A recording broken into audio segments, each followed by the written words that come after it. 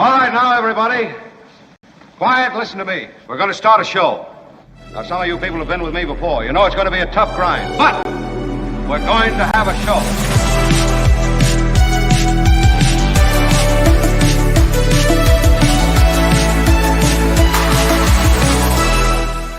And hello, all the picks are in. Let the speculation end. It's too loud? Is that what you're telling me, Tony? No, we're good.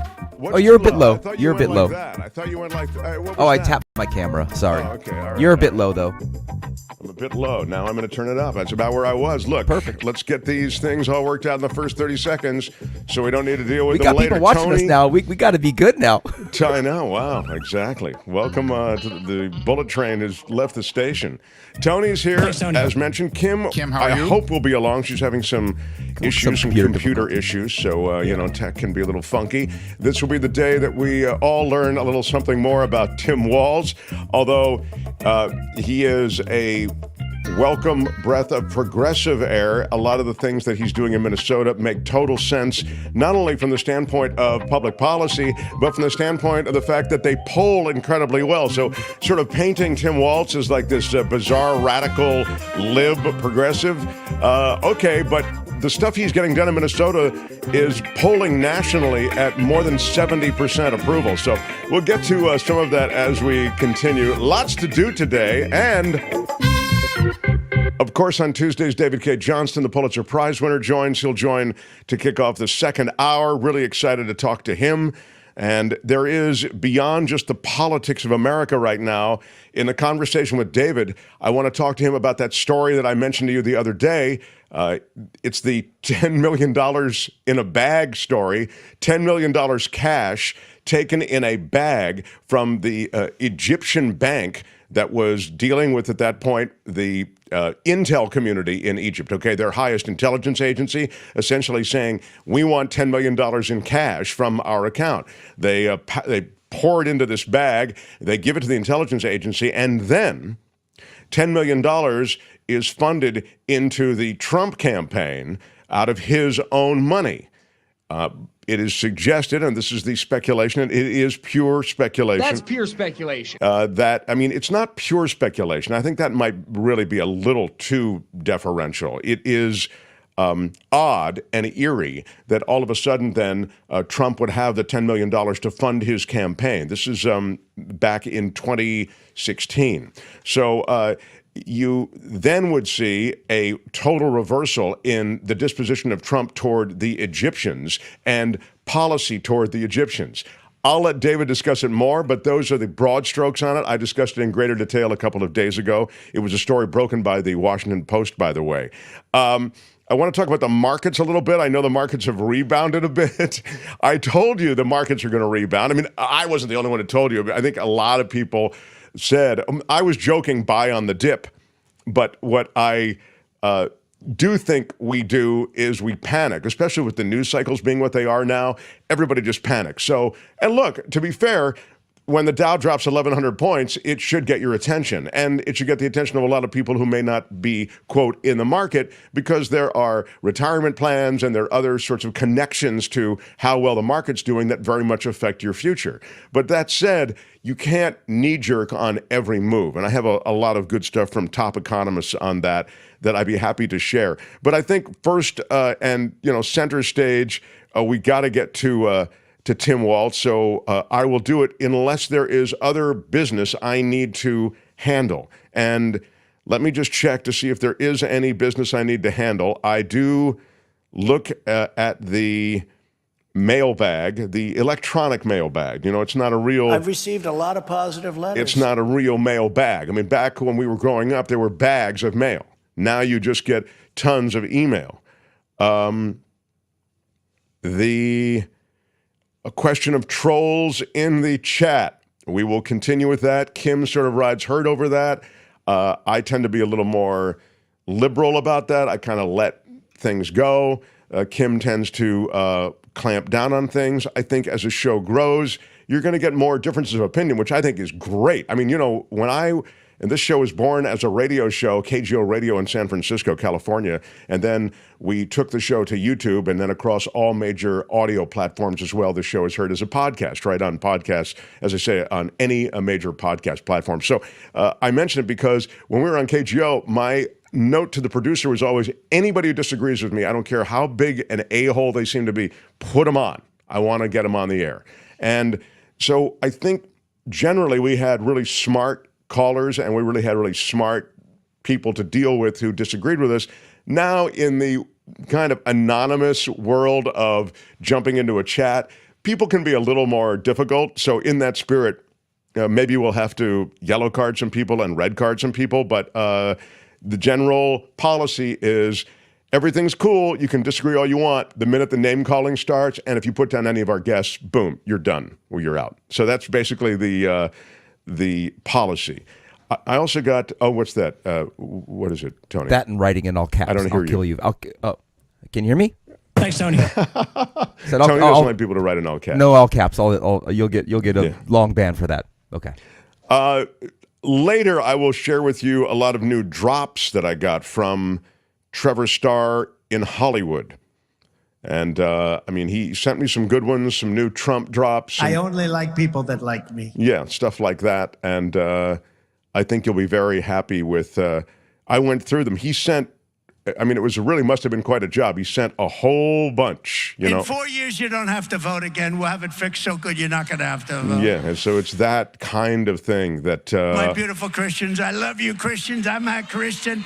I love you. That's my favorite drop, is the Christian. That's the real one that I asked for. My beautiful Christians, I love you, Christians. I'm a Christian. I love you. I just love that.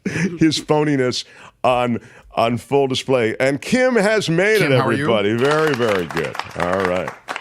So now we're at full strength and with everybody on the ice. I will use all caps if I want to, says Split Fries Media. Wow, you've got already a challenger.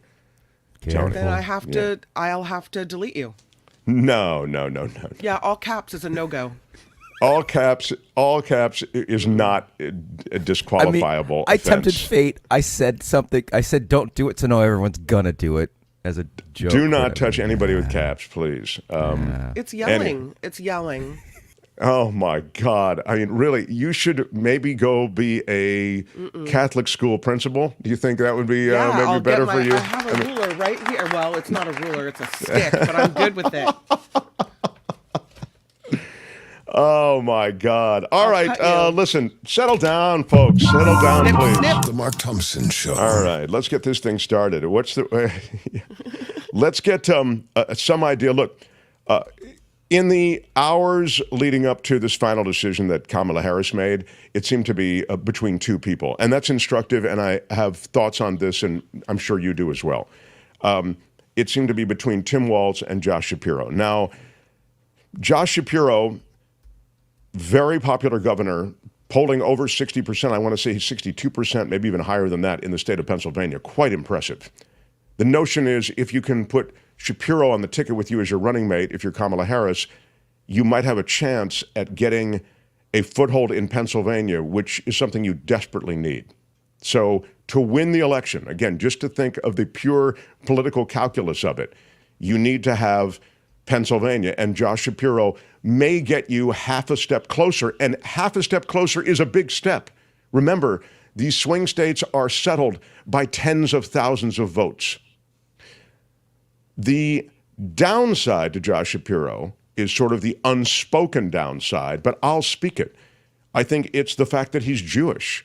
It's in a country that is filled with racists and Jew haters, okay? You have to somehow go up against the headwind of anti-Semitism, which has really grown, especially in the shadow of a lot of Israeli policy. Now, the truth about Josh Shapiro is he's really tough on Israel. His positions on Israel have actually been respectably tough from those who want a tough position taken by the United States. But people may never get to his positions. As usual, people just vote kind of, I don't want to say impulsively, but from their gut. And so they oftentimes don't seek out every little bit of information on a candidate. Apart from that, I saw Josh Shapiro as a moderate, and moderate politics is something I think that does well in America these days. That's Josh Shapiro. Obviously, she passed on Josh Shapiro. I didn't think Walz is Jewish too. Is that what you're saying, David? Is that right? You'll check that, Kim. I don't believe that's right, but he's a progressive governor, Tim Walz. Now, one of the great things about Tim Walz is, look, this is a casting, if you will, okay? It's as though we're casting a television show or a movie. And if you're casting, and you're casting someone, let's be fair, I don't mean that it's completely superficial. You need to cast someone, find someone who agrees with your politics, who can agree with your style of governance, and who can even interact with you in the way that you want to deal with someone. I mean, it can be a sense of humor. It can be a sense of boiling stuff down for a conversation. These are things that are important from the standpoint of just dealing with somebody co-piloting an effort to win the election. I'd also like to make this point. Once the election is won, it doesn't matter who the vice president was. They're over doing something else. Frankly, look at the quotes about vice presidencies. There's a famous one. Google it. I'm trying to remember who. There's a famous quote about being vice president. Google it. It's something along the lines of, it's from a famous politician who said, there is never, it's one of the, I want to say it was one of the first 4 or 5 people to hold the job. So it might have been John Adams or someone like that who said, there is no job which demands less, which is easier or demands less than being vice president of the United States. Now, I'm not saying it's still that way, but I'm saying that you're not going to have a lot to do with the day-to-day of the presidential policy. I think that's a fair thing to say. So all I'm trying, go ahead. Mr. Walz is Lutheran. Yeah. Minnesota Lutheran. And he has this quote: "Because we're good Minnesota Lutherans, we have a rule. If you do something good and talk about it, it no longer counts." This is what Walz said. So what you have to do is get someone else to talk about you. Like you're that good that people are just talking about you. Yeah. That according to the Salt Lake Tribune. So he is Lutheran. He is not Jewish. He refers to Pilgrim Lutheran Church in St. Paul. Yeah, and I don't mean his parish. It's sad that we were focused on the religion at all. It's just that I was trying to make a point about casting and those things that might be viewed as impediments to getting to the Oval Office. What I was also saying about casting, one thing is superficial, and that is that when you look at Kamala Harris and you look at Tim Walz, one guy looks like the Midwest. I mean, he is, older white dude who looks like he goes hunting on the weekends. I mean, that really is, and by the way, that is who he is.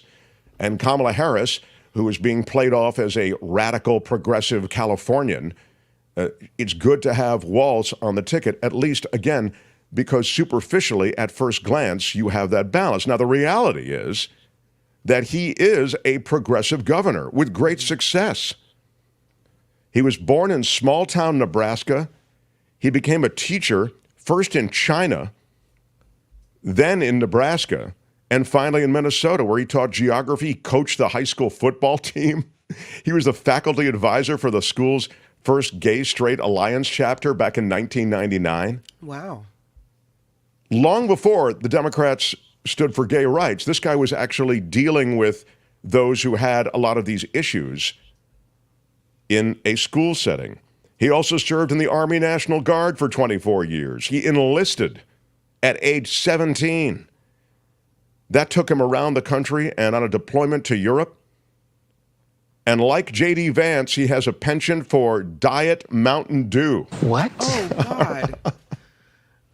I don't know. He looks a little, he's what, 60? He's 60. He's got to stop the Diet Mountain Dew. Frankly, a lot of politicians are just not normal, said a gun control advocate and a Walz fan. They just don't know how to talk to normal people. But he comes across as what he is, a straight-talking teacher, America's youth football coach. Quote, he's right out of central casting as the way you think of a Minnesota governor. Walz first ran for office in 2006. There he is with his Diet Mountain Dew. in a Republican-leaning congressional district. He won. He knocked off the Republican incumbent in an upset in 2006. He kept the district until 2016. And it was cycle after cycle, GOP candidates ran against him, and he beat them all. Then in 2018, he ran for governor and won, and then defended the seat successfully in 2022. He's now the chair of the Democratic Governors Association, so that's given him a national profile in the past year. He stumped first for Biden, now for Harris, and his Minnesota record is one of great popularity. Democrats got a narrow government trifecta in 2022. They took both chambers of the legislature and the governorship. And Walz and his colleagues in the legislature got right at it. They hit a bunch of progressive policies, and these were wins. And now, let me give you a couple of, because you go, oh, the progressives, oh my God, the progressives, the radicals, oh. Free school meals. Wow, is that such a huge, radical, awful thing? Free school meals. So he's feeding the kids in his state. Right, and a lot of kids, we talk about it from time to time, require that free meal. Otherwise, they don't eat. They go to school to eat. That's right. So that doesn't strike me as extreme in the least. And abortion protections. He codified Roe in his state. We already know that polls incredibly successfully. So by doing that, he is very much in line. There with the kids in the school lunch line. That's He's the cute. real thing. Yeah. The guy is the real thing. He's worked in schools for most of his adult life as a teacher and a counselor. So what else did he do that was so progressive and wild and radical? Legalized marijuana. Again, it's not a policy position that's so unpopular. Where are my weed smokers at? I mean, if you poll it nationally, it polls very well. So he's doing things. You can characterize him, and I'm sure the Republicans are, oh my God, this guy's off the scale. He's scary, liberal, radical. I just told you those are all things that are completely consistent with popular policies within America, in red states and blue states. How can you say it's liberal when everything you just listed is him doing nice things for people? Well, because there are conservatives who are going to say, well, you call them nice things, but, I don't want my child to be more exposed to marijuana than they already are. And so for that reason, it shouldn't be legalized or whatever. There's always another position. You know what the position is on abortion protections, on the protections for a women's right to choose. So you can call that a nice thing, but they would say, the right wing would say that it's a left wing policy to have this. So you get how the conversation goes. There are gun restrictions in Minnesota. This is a guy who is a gun owner himself. But again, once they got that trifecta going, they took both chambers of the legislature and the governorship with him as governor. Tim Walz got some real sound, and as I would say, I think they're mainstream policies that he got through. So, again, kids are eating, they can learn. This is what he said. When an interviewer said, are these positions too liberal for the national stage? Quote, what a monster I am. Kids are eating and having full bellies so they can go learn, and women are making their own health care decisions. He is someone who I guess legitimately is kind of a down-home dude, and that may play.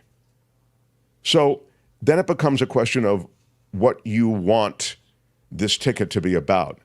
I'll say one thing about him that I really like. He comes across really well on television, in media interviews, and that's important. I wish it weren't important. I wish it was only important that, governance and policy and philosophy counted. But the way you come across and you communicate your policy positions, that's important. And he's really good. And now let me say something else. I hope Kamala Harris is as good as he is at making positions clear in various television interviews. Josh Shapiro is very good. Josh Shapiro is excellent with media. He's a kind of Buttigieg guy. So both these candidates who were candidates for running mate, both of them come across really well in these back and forths with media. But again, we have yet to really see, and I'm hoping that Kamala Harris can step up and also be good. I think she's been great to this point, but she's also got the wind at her back. I really want to see, in some tough situations, I hope that she will come through. But that's a little about Tim Walz, and you can see he's not some radical progressive, but it's all progressive policy. That's all that you're hearing about is progressive, progressive, progressive. Yeah, maybe those all seem pretty, ordinary.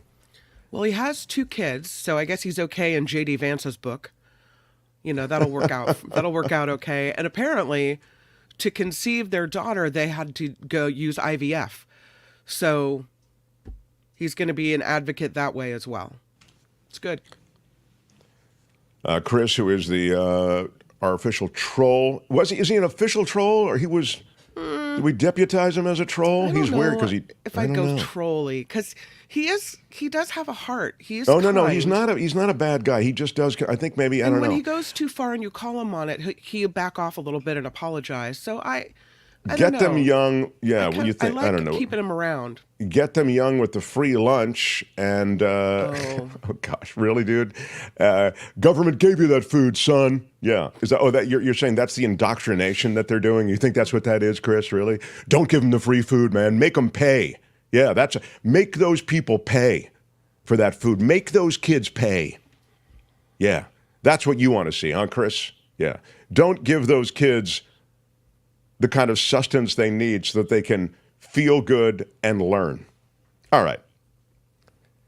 That's a little bit on the situation with running mates and how things might continue. We'll talk to David Cay Johnston, as I mentioned, top of the next hour, and we'll learn about where he sits. We'll really talk Trump corruption, too, in the second hour with David Cay Johnston. I do want to mention Spencer Christian's going to stop through toward the end of the show as well. So there's a lot still happening just in the way of... The Mark Thompson Show. Speaking of free lunches, ever since COVID, California schools, at least in this school district here in Petaluma, have given kids free lunches. We always send a lunch, but then my son will eat the lunch and then decide to go see what else is good in the cafeteria. I said only chocolate milk on Fridays, but it's free, so apparently there's chocolate milk every day. So this is, that's very funny. Yeah. Oh, gosh. I don't know how many people were really freaked out by the stock market. Seemed like a bunch of people were.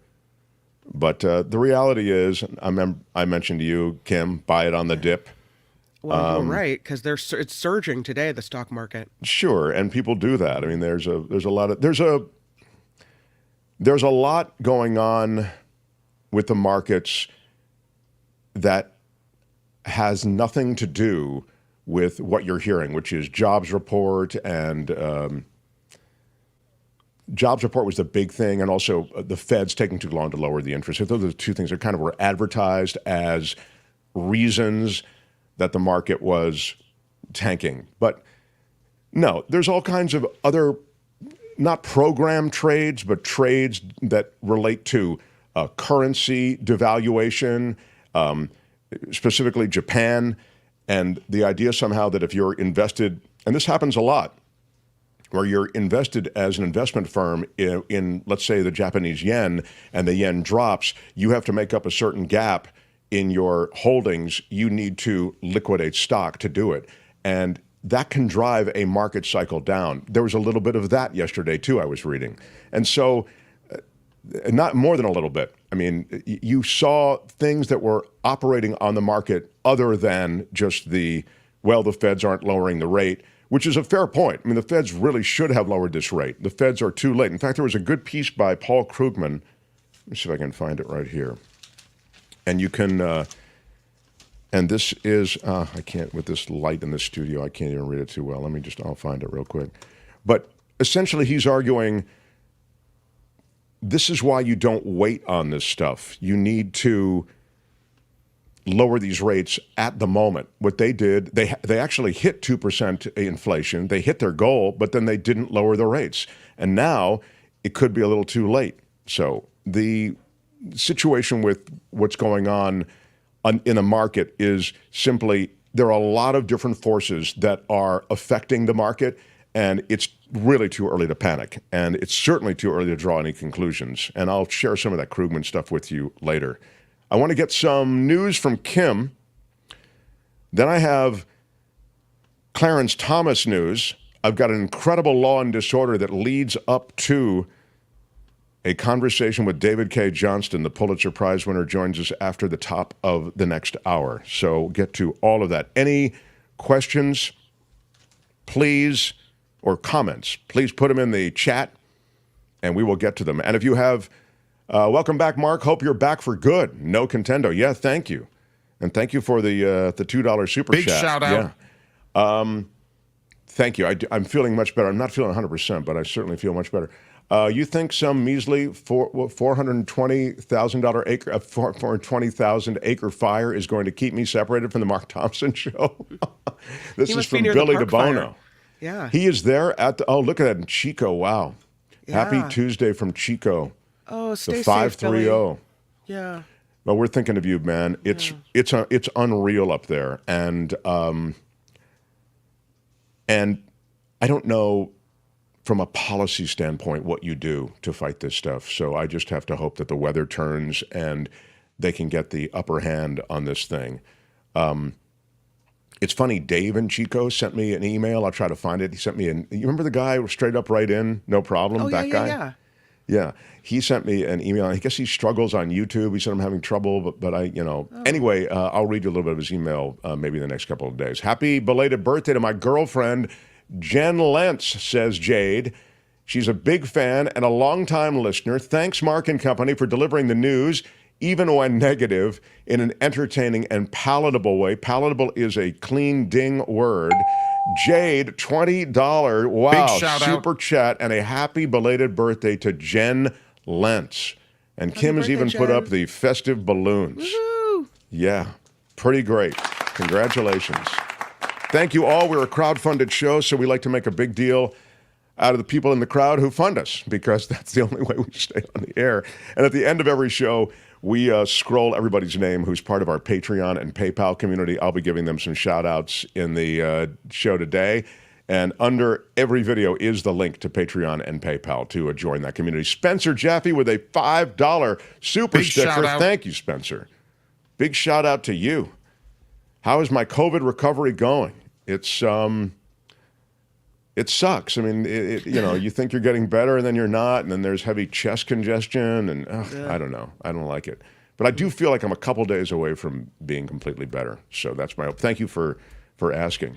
I'm certainly better than I was the other day. I mean, but it's difficult. The studio is a little warm, and I stand through the whole show, which is because of my back, and it gets tiring. I mean, when you're not feeling 100%. Perhaps we should have a little seat in there for you, just in case you ever get lightheaded again. Yeah, I like that you say little seat. You do that. Like we should have. You have a little. Maybe you do that. You add the word little to things, so just to diminish them. Just I'm not diminishing it at all. I mean, just a little seat. Just a little seat that you want. Just in case. Mark, for your little body, we should have a little seat that you put your little ass in. Donald the Maine Coon, check this out. $25 donation in Sophie's name. My Maine Coon who passed away this past weekend. Oh, that's so sad. Donald. Oh, my gosh. Sophie, sorry to hear wow. I had a cat named Sophie, and I loved her as well. And it was one of the hardest things the last day of her life. But it's so sweet that you could honor her this way. We will give her the big shout out and give you the big shout out and say, Sophie, Big thank shout you out. For your time on this planet. And Donald the Maine Coon, thank you for remembering her that way. Yeah, that is sad, though. But thank you, everybody who smashes the like button. It helps us in the YouTube universe. Kim's News.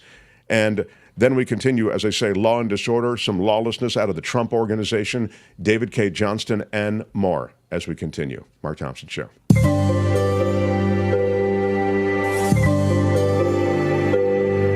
Mark Thompson Show.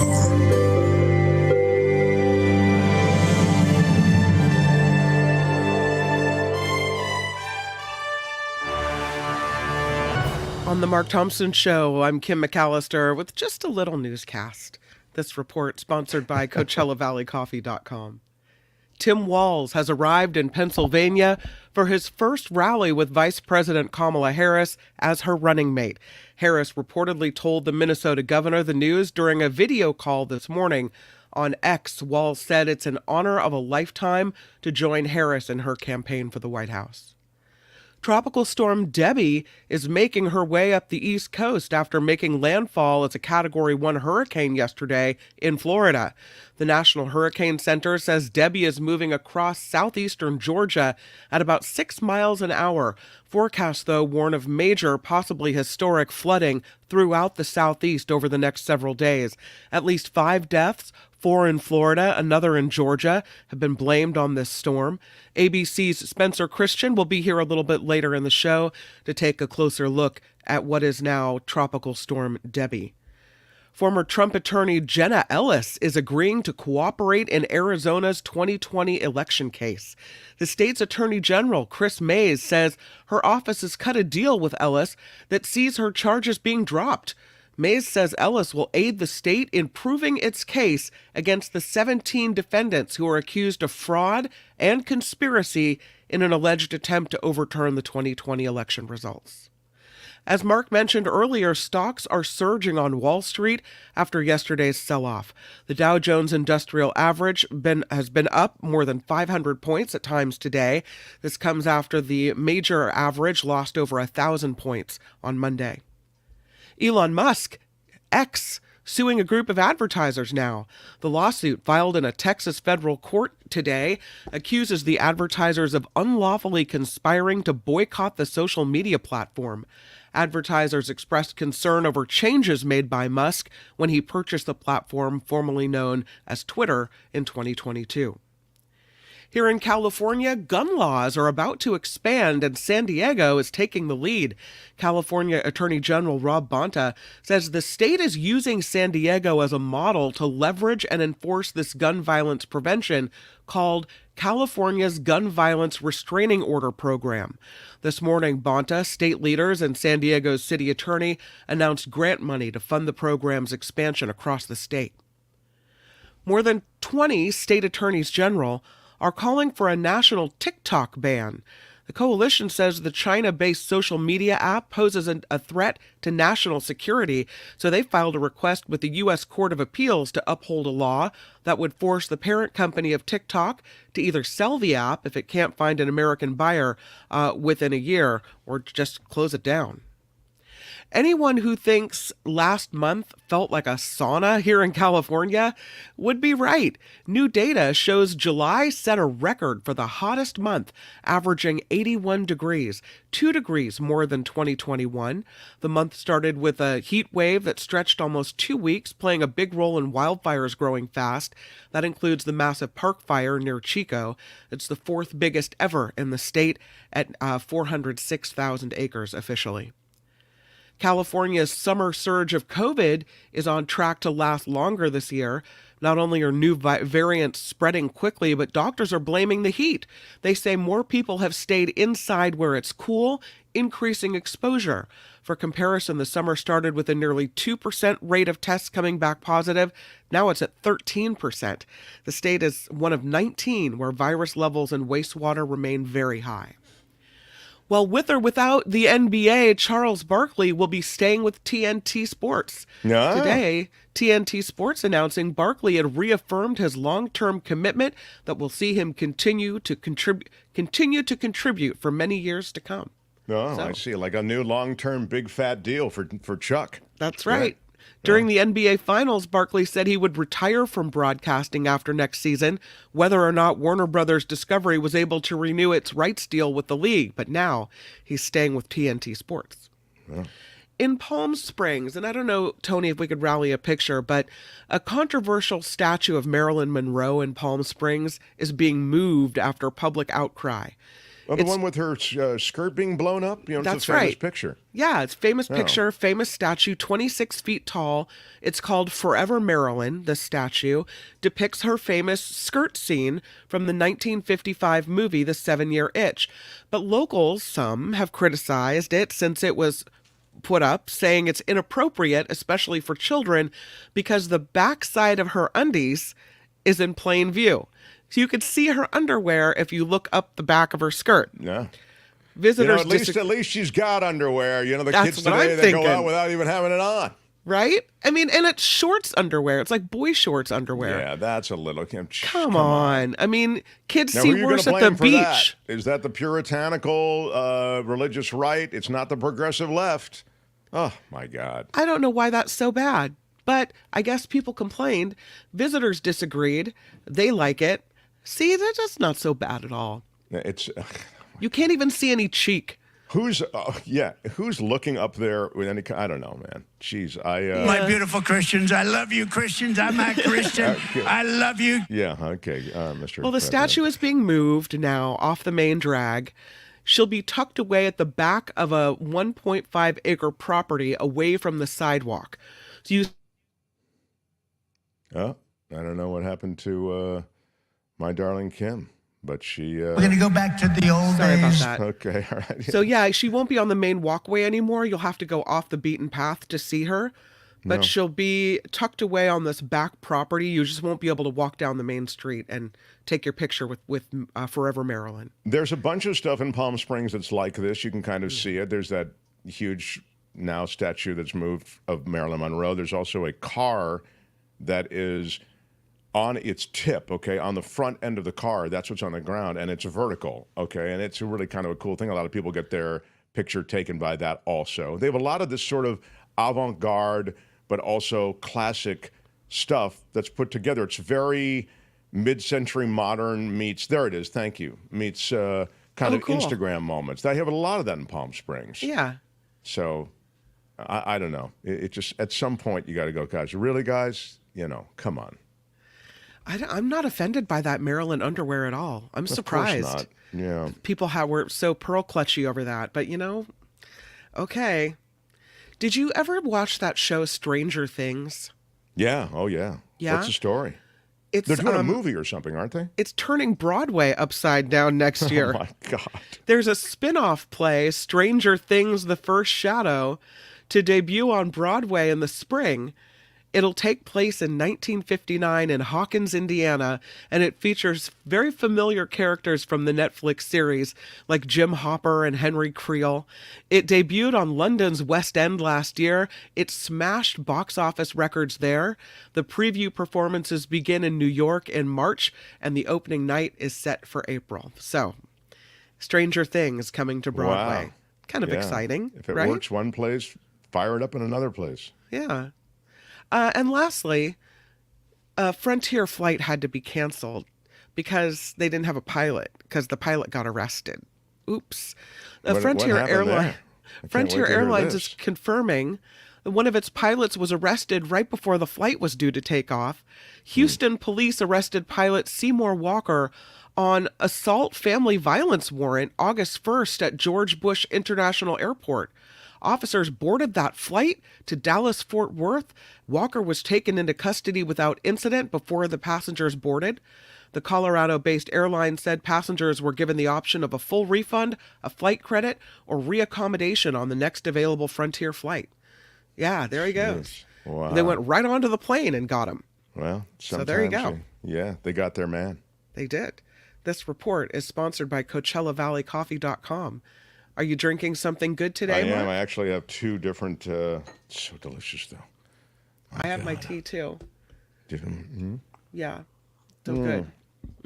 Yeah, this is the Ocotillo. I kind of went back to the, I'm the waiting one I for another love. shipment of vanilla, but yeah, it's good stuff. Once you start, you just can't stop. It's pretty great. It's as addictions go. It's pretty damn good.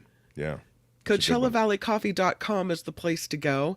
At checkout, Enter Mark T all together, no spaces, Mark T, and you get 10% off just for being an exclusive Mark Thompson Show listener. Yeah, you do. It's pretty great. Anything on the website. You can order as much as you want, but get a subscription to something. They've got all kinds of stuff on that website. And they've got loose teas. They've got bag teas. They have, I mean, truly, it's a great resource. Go on there, order the whole thing, anything you want, and then put in Mark T as your discount. You'll get 10% off everything, anything on the site. I'm Kim McAllister, and this is The Mark Thompson Show. The Mark Thompson Show. They had to close down an entire radio station to silence him. And now, he's here. Ladies and gentlemen, Mark Thompson.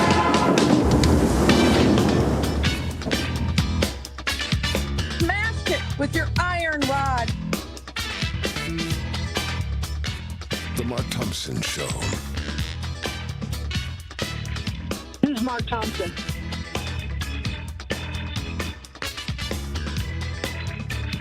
Hey, which one of you is Mark Thompson?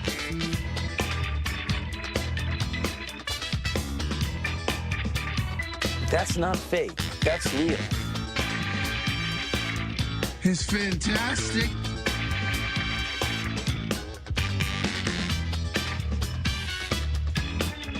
There's never been anything like this. Put that coffee down. We've never seen anything like it before. Nobody has ever put something like this together that I've ever seen. Have you ever seen anything like this? There is nothing in our history that quite compares to this. Oh, girl, baby girl. Big shout out. Don't even play. Receive the rod of equity and mercy. Let's talk about something important. I did everything right and they indicted me. I misspoke. My bad. I'm sorry.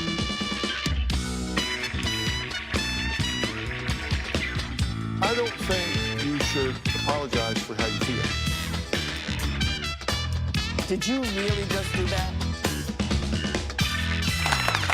Right on, everybody. Great to have everyone here. Yes, Kamala Harris has made her pick. Tim Walz, we gave you a little bit on him to start things, and we'll discuss the Walz pick a little bit more with David Cay Johnston, who should be along in just a few minutes as well. There's also real significant signs and maybe enough of a trail of breadcrumbs to the kind of Trump corruption that David Cay Johnston has written about and speaks about so frequently. And we'll talk about that and give you all of the X's and O's on that when David's along as well. So before we get to more Walz talk and more national top of tickets talk, I wanted to get to a couple of things. First of all, I must tell you something that was kind of fun to read about. I don't know if any of us have dined in these places, but they just finished the Michelin star ratings for restaurants in California, you know. And what was interesting to me was there are a bunch of different places that picked up stars, and then there are a bunch of places that lost stars. Oh, that's gotta hurt. Yeah, that's what I was thinking. 3 restaurants joined the ranks of 2-star honorees. Aubergine in Carmel and Sons and Daughters in San Francisco were elevated from their previous 1-star level to now 2-star Michelin restaurants. Vespertine, a newly reopened Culver City restaurant in Southern California, it went onto the 2-star list. And 7 restaurants joined at the 1-star level. These are places that were, you know, they kind of graduated to Michelin status. And all of them are in San Francisco. Oh, well, Hilda and Jesse Kiln and Seven Adams are all in San Francisco. And then in L.A., Holbox, Meteora, and Uka. Then Aro Rebel, Omakase in Orange County in Laguna Beach. Have you been to any of those places? No, I have not. Me neither. Essentially, the Michelin Guide people, they go through, and they apparently go through a restaurant twice before they This is what I was getting from the reading I was doing. So they reaffirmed all 6 of California's 3-star restaurants. And by the way, that's 2 more than in New York. And they honored 13 restaurants for 2-star cuisine and praised hundreds of others for impressive cooking and affordable meals and various standards that they apply. But Mountain View has a restaurant. You may know it. It's called George Aviette's Chez Tea. Anybody? No? No one's in? Anyone? Mountain View? What? Okay, never mind. Anyway. The tough thing, I think, is that there were a couple of restaurants that did have 1 star. Now they have no stars. Ouch. They took them away. So it's a... Good day, sir. Well, it's not... I don't think they do it.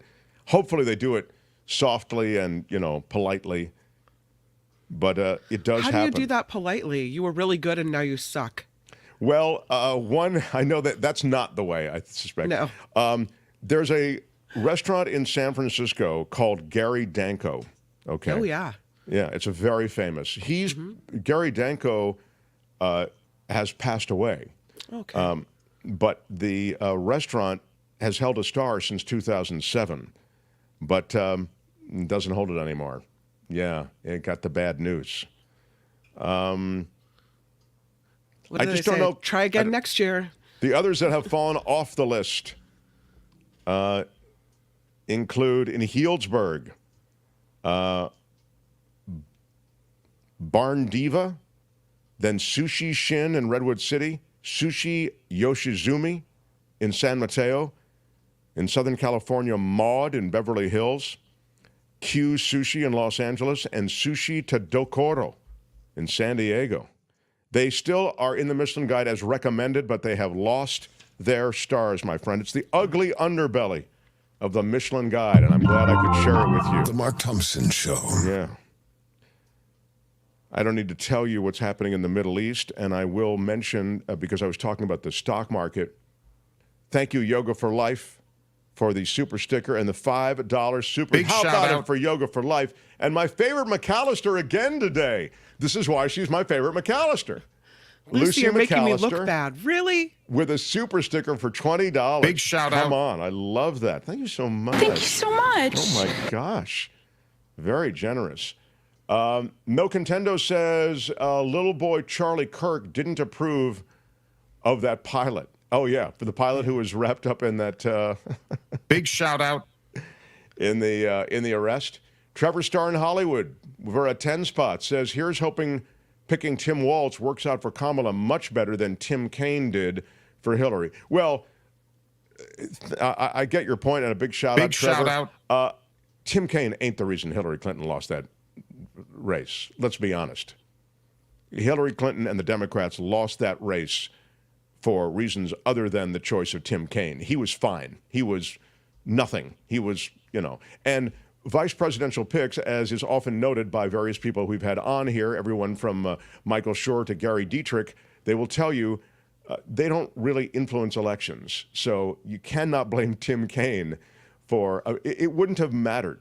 Hillary Clinton fumbled that. And along with Democratic leadership, that was a funky election to begin with. And you saw a little bit of the Democratic machine in that election and how it robbed Bernie Sanders maybe of the real chance to go toe-to-toe with Hillary Clinton. Had they not had the superdelegates, might Clinton and Sanders have had to compete in a way that would have brought the one with the better chance to win to the fore? I don't know, but I know it wasn't Tim Kaine, although I appreciate the Tim Kaine reference. So you cannot say you love your country. Thank you. Yeah, there's the, where is the, are you? Have you ever been a member of the Chinese Communist Party? No, okay, all right. I was looking for the country drop, but I don't know where it is. I can never find anything anymore.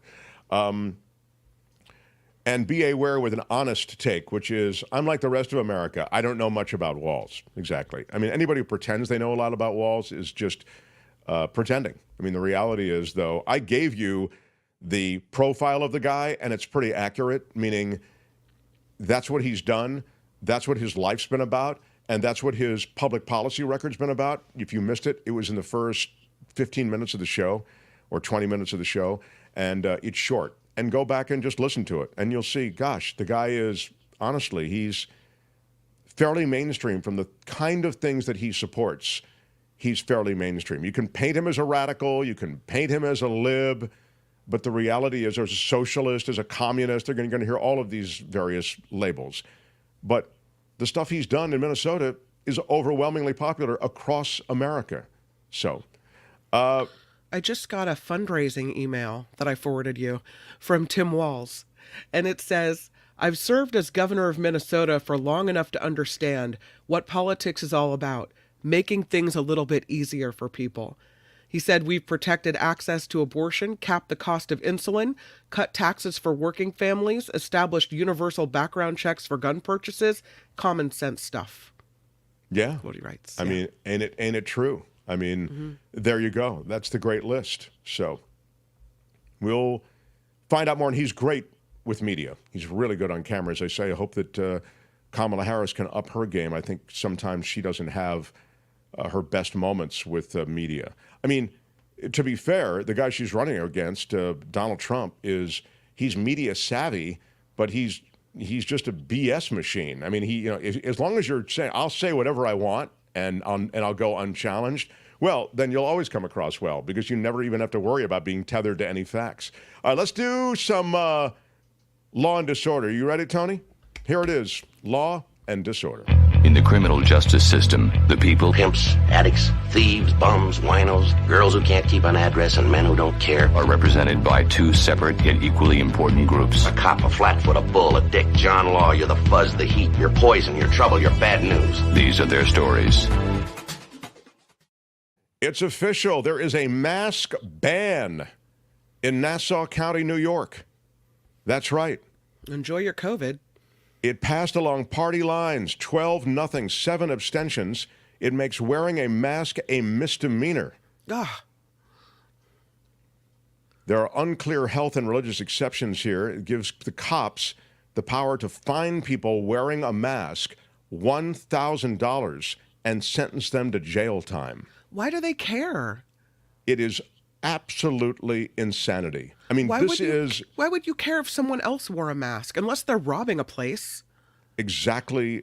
I mean, you can say we need to see, and they do this, by the way, and sometimes when you go into a jewelry store or whatever, this is at the height of COVID, when everybody's wearing a mask.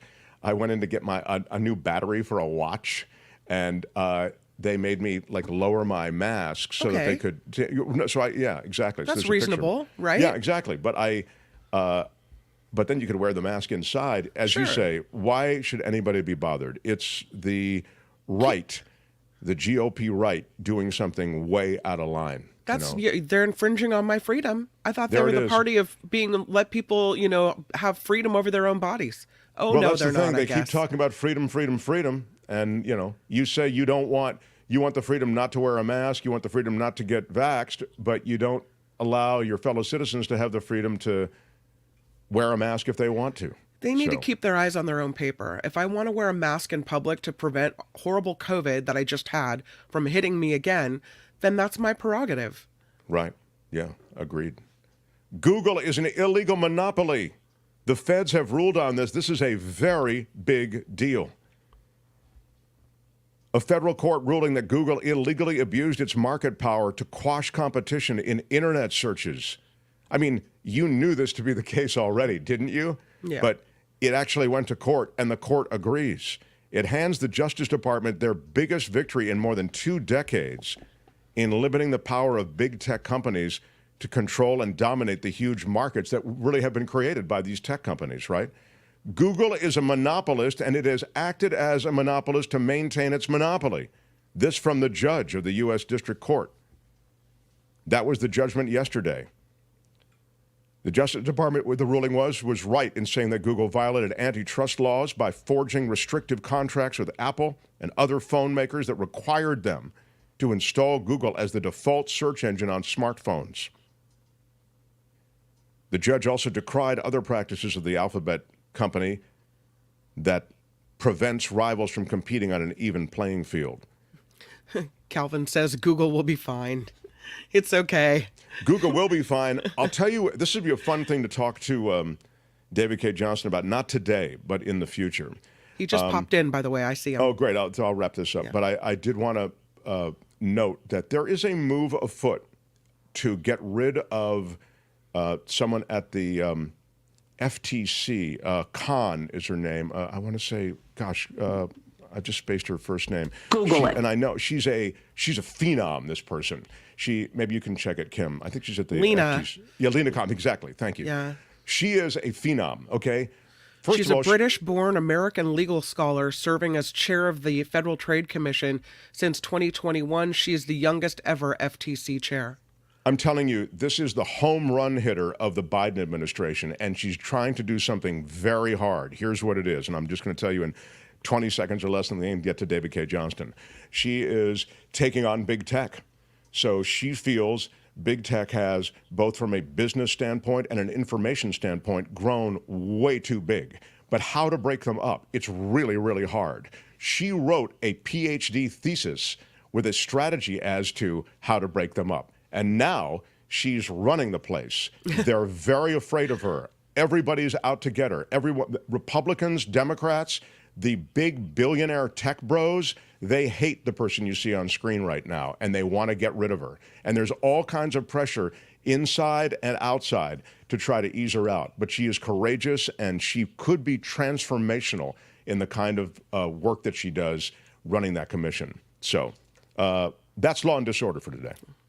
Tune in again next time for more Law and Disorder on The Mark Thompson Show. All right, that's it. Let's roll. Hey, let's be careful out there. Smash the like button. It helps us in the world of YouTube. And looking forward to our next guest. The Mark Thompson Show. He, of course, is the Pulitzer Prize winner, multiple best-selling author when it comes to government, taxes, big money, and certainly Trump. He is without peer. He's the great David Cay Johnston, everyone. Hello, Mark. Good to see you. Hello, sir. Yeah, good to see you, too. Wow. I do want to talk about the story with Trump and a $10 million bag of cash. I want to get to it in a second. But I also want to just ask you for a quick take on Tim Walz as the selection today from Kamala Harris. Well, I'm not at all surprised that she chose him because there were problems with each of the other potential candidates. Josh Shapiro, the governor of Pennsylvania, who a lot of people favored, served in the IDF and has said there's no possibility of peace in the Middle East, and he hasn't accomplished much so far as governor. Had she picked Shapiro, there's a big chance she would have lost Michigan because the largest Muslim community in America is in Dearborn, and people would have probably just stayed home and not voted. Mark Kelly has some labor issues that were troublesome. And I think to some people, even though he's the same age as Kamala, he looked old because of his shaved head.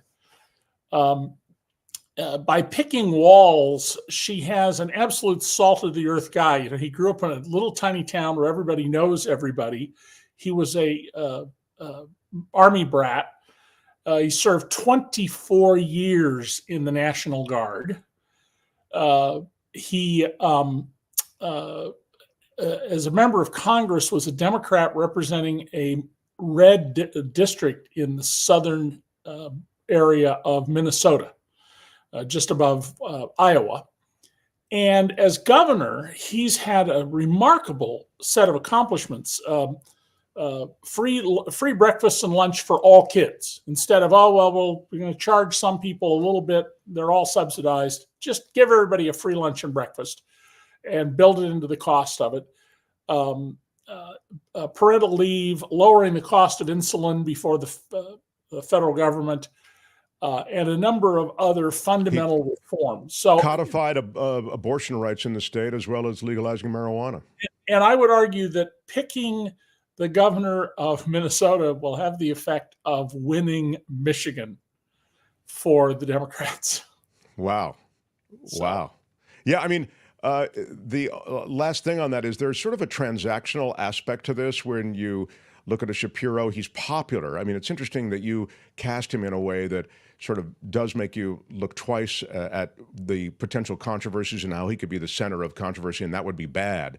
But he does, have a certain popularity in Pennsylvania, and you do need Pennsylvania. But as a former Pennsylvania resident, I'll tell you, and the people I know, that he's very popular.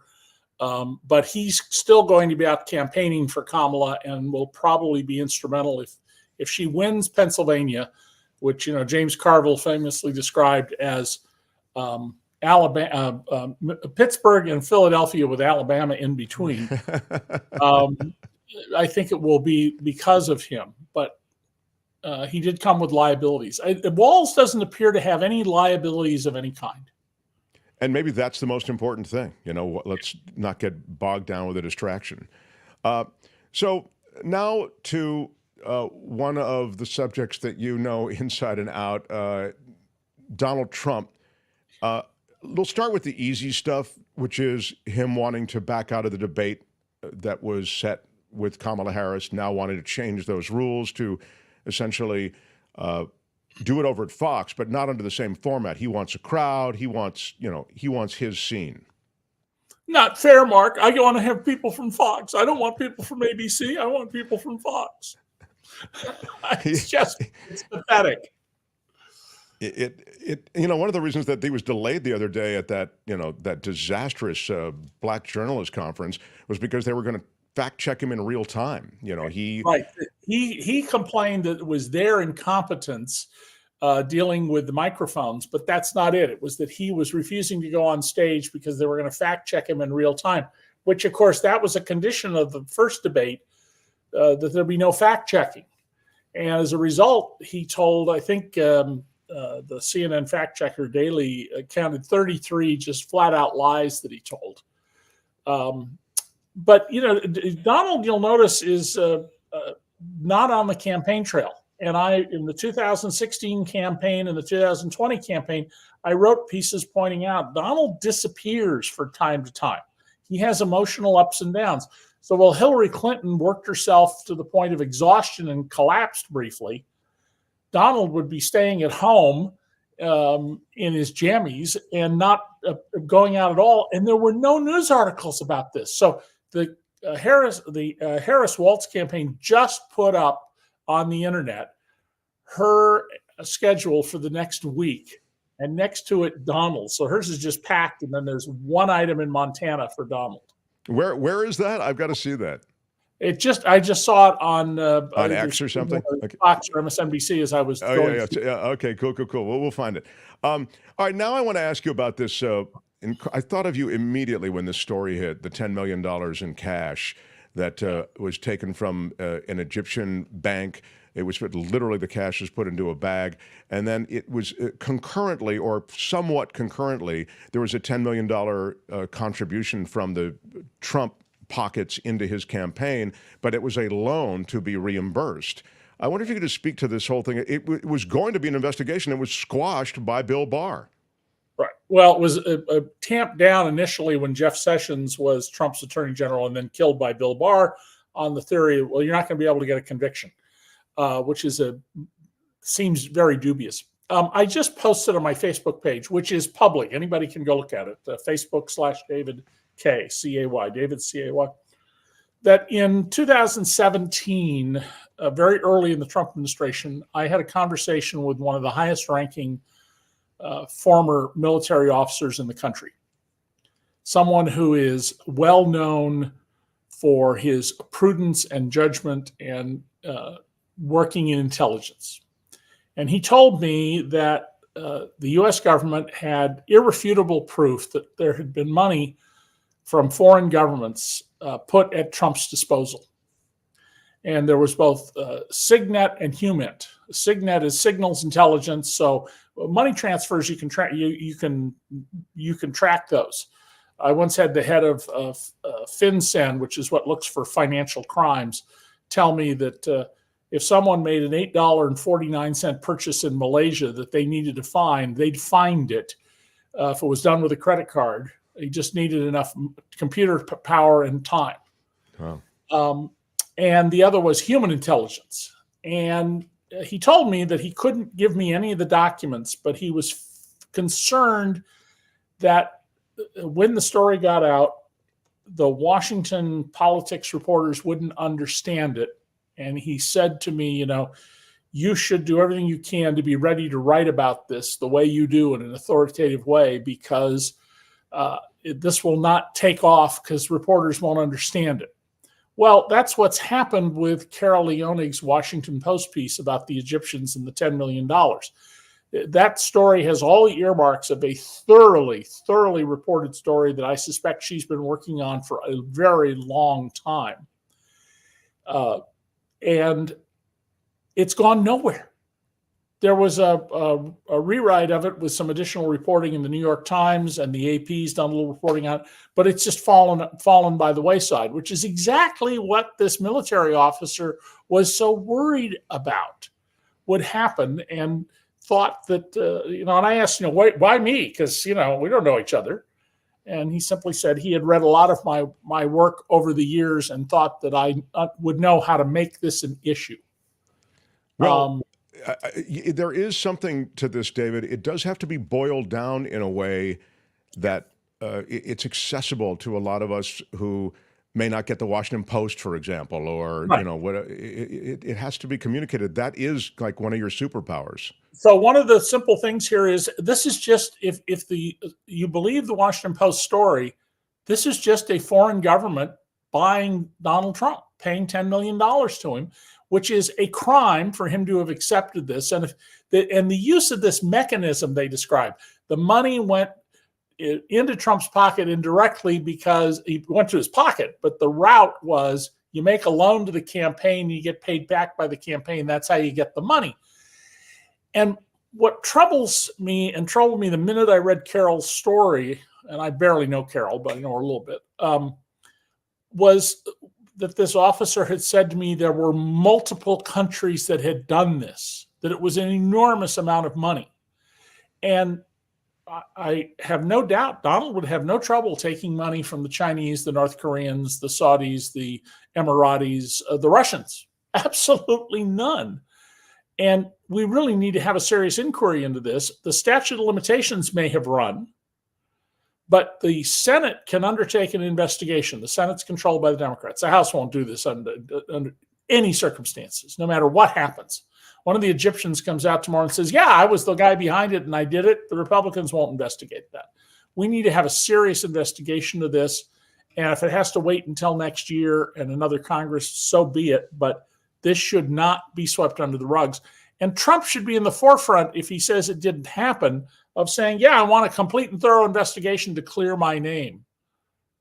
Right. And David, I mean, you could easily just pull bank records at the time and show that it was never, I mean, were there it wouldn't be easy. People would have moved. This was cash, literally cash. They went the Egyptian intelligence service people went to the Egyptian central bank, and they took $10 million in $100 bills. Interesting little detail in the Post story, that was half of the Egyptian government's foreign reserves in U.S. dollars. Yeah, I noticed that too. $20 million for a government is just bupkis. Yeah, it doesn't seem like a lot, right? Right. You're talking there about nothing. I mean, a country of 80 million people, Egypt, it's just absolutely a nothing amount. But it is findable if they want to. But you would really get to this through other devices, I suspect, including witnesses, and that's where the power of the government to say, all right, Mr. Thompson, you can tell us the truth and we'll make an accommodation for you. And if not, we have enough stuff on you that whether or not we get Donald Trump, you're going to prison for 20 years. What do you want to do? Sure.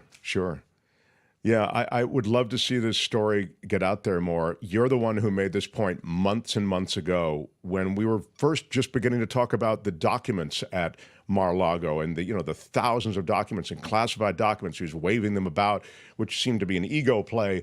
But the question I remember asking you at the time was, why would he take so many of these documents? And I remember you said, with Donald, everything is transactional. Everything is for sale, in a sense. Well, and this really speaks to that. I had a piece that ran at DC Report August 12th of 2022. Donald Trump has probably already sold national security secrets, something like that in the headline. So 2 years ago, as of next week, because Donald, in the documents he took, Donald doesn't know anything about geopolitics, nuclear weapons. He didn't take his daily briefing in many cases, which was really stripped down for him for his lack of knowledge. Remember, this is a man who didn't know why we have the USS Arizona Memorial in Pearl Harbor. I mean, what more do you need to know about his appalling level of ignorance? But Donald knows value. And he's very good at that. I mean, he knows how to look at a piece of real estate and say, nah, and another one and figure out how to make a lot of money off of it. And the documents he took are strongly suggestive of plans to sell them. And the special prosecutor's office, in several filings with Judge Eileen Cannon in Florida, described hypotheticals about why these documents matter that suggested Trump may have sold. Imagine if the president were to have sold these documents. Jack Smith's not the kind of person, nor is anybody in his team, is just going to make something out of whole cloth. They were sending a signal about what they could produce. Now, a lot of stuff we are never going to know in our lifetimes because we still have World War II national security secrets that are locked up. And I was told by somebody else the other day that no, we have World War I secrets that are still locked up. My God, that's over 100 years ago. Everybody is dead. Everybody who was an adult at that time. We really need to fully know what went on here. And by the way, Donald sold the Washington, D.C. hotel that he got under the lease for it under these very dubious circumstances I wrote about in one of my Trump books for $325 million. And I pointed out at the time that was incredibly out of proportion to the revenues of the hotel. There was no way to justify that price. But Donald and his three older children got their money. The children each got a little slice, I think $5 million or so each. And remember, this is just for buying out a lease. This is not for the tangible property. And the company that bought it from him with borrowed money has now defaulted. The property is being repossessed or may have already been fully repossessed. And that just smells of a scheme to put money in Trump's pocket by people trying to curry favor with him. And at the end of the day, who is the loser in it? Well, the banks, but you and I. Those losses get absorbed through the economy. And there should be an investigation into the purchase price for that property and the subsequent collapse. The hotel, by the way, if you want to go there, is now a Hilton Waldorf Astoria, and you can stay there. There's the building. Leland Stanford, the famously corrupt California senator, was behind that project. Oh, I didn't know that. That's in the late 1800s. Yeah. Yep. I do know that hotel became, along with his other properties, a way in which money could be funneled to Trump prior to any kind of major meeting or question about legislation that was pending. Yes, and all the foreign governments who came, like the Saudis, rented out multiple floors. They paid the rack rate. So next time you stay in a hotel, look on the door when you entered the room, and you may pay $129, but it'll say the maximum rate for this room is, and there'll be a big number. I mean, sometimes $500-600. And they always paid the highest rate. Well, the thing that he continues to do is to force the Secret Service to also pay that rack rate. So he's charging the government now while he's getting Secret Service protection. And then the other thing, I remember reading this a few years ago when he was, in power, the Secret Service has to cover him regardless of where he goes. And sometimes he'd say, I'm not sure if I'm going to go to Bedminster or I'm going to go to Mar-a-Lago. And they have to book rooms in both places. So there were multiple rooms at that rack rate. I mean, David, you realize that the guy had, was with both hands pulling money out of the taxpayer. Yeah. And that's because Donald really never has been a billionaire. I've had two brand name billionaires tell me that I asked them, how much would it cost to pose as you? And both of them said the number I had in my head. We were all in agreement. $20 million of spending. Well, Donald Trump's got $20 million a year to spend. See, he's not a poor man. I don't want to create that impression. But he's not a billionaire. He never has been a billionaire, and he's not a businessman. A businessman or a businesswoman starts an enterprise to create wealth. Donald is a cash extractor. Take this over, suck the money out of it. He's like an ongoing mafia bust out. Yeah, right. And I just want to ask about the, quote, legitimate business, which is this Trump Media and Technology Corporation, which is, we ran the piece of, I think that recorded piece with Barry Diller talking about the fact that he says it's a scam. It's ridiculous. Don't even insult me with a question as to, how it's going to do or what, Hundreds of thousands of dollars of revenue, millions of dollars of losses, and it's valued in billions of dollars. I mean, you got to be on drugs to think that has any sense. So his freeze out date is, I think, approaching in September, though, David. Yeah. How do you handicap selling shares? If he does sell any shares, you should expect the price to drop. If he does not get back to the White House, you should expect it to fall like a rock out of an airplane on November 6th. Because I think they're going to fight any vote result that doesn't put Donald in the White House. It might be a little bit longer than that until that's all sorted out. But there's no business there. This is a scam, top to bottom. There was a guy who I saved his Twitter name who bragged about how he put his entire life savings into this stock because he wanted to show his loyalty and his fealty to Donald Trump. And when he gets wiped out, I'm going to go try and get him to talk for an interview to see what he says. Well, that's yeah. The thing that it's got is this, and it's the one thing that is so odd. It's that members of the cult can express their cultishness and express their fealty and express their enthusiasm by throwing money at this thing. And apparently that's enough to sustain it. It is. People who don't understand, the basics of the market, you try to buy a stock that's going to be profitable for a long, long time, what the company is, and you just hold on to it. And, as Warren Buffett says, most people should just buy the Vanguard 500 or its equivalent at other places like Fidelity and just leave it there. And that's exactly right. If I was just counseling one of my grandsons who's working now that he's graduated from college for a year before he goes back to graduate school. I said, you put all your money into a mutual stock fund. He said, well, do I need to buy bonds? And I said, why? You're not going to touch the money for 30 or 40 years. Certainly more than 40 years. I said, when you get 5 years from retirement, then start looking at bonds. Yeah. These are wild times, and just because you've mentioned the market, and I'll let you go, but I wonder if you can just give me your thoughts. I mean, really, you have not only the decades of knowledge in finance and this sort of thing, but you also have a sense of the American body politic and those who are involved in the market being reflexive and panicky, and the media feeds that panic. So we had a sell-off. It was at 1,100. The Dow was down 1,100 at one point yesterday. Today is the rebound day, of course. Give me some thoughts on what's happening. Well, roughly every 2 or 3 years, the market has a dip like we're seeing now, and it may resume in a day or two. Every 8 or 10 years, the market will fall a third or more. If you sold at the bottom of the market in 2008, you're in real trouble today because when you bought back, it was much more expensive. On the other hand, if you had cash and you bought at the bottom of the market in March of 2008, you've done really well since then. And markets don't go up in a straight line. They go up and down, but the overall trend is like looking at the High Sierra. There are peaks and valleys, but eventually you get all the way up there to Lake Tahoe and the Mount McKinley. Not that they're near each other. And right. Not yet.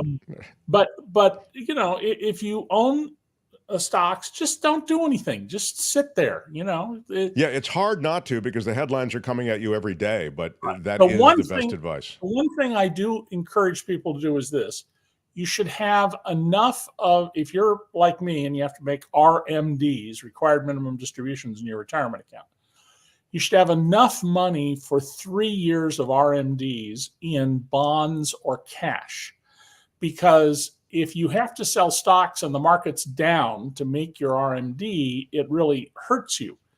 you can sell bonds when the market's down, and when it's coming back up, you can then sell some of your stocks when it's back up and buy more bonds.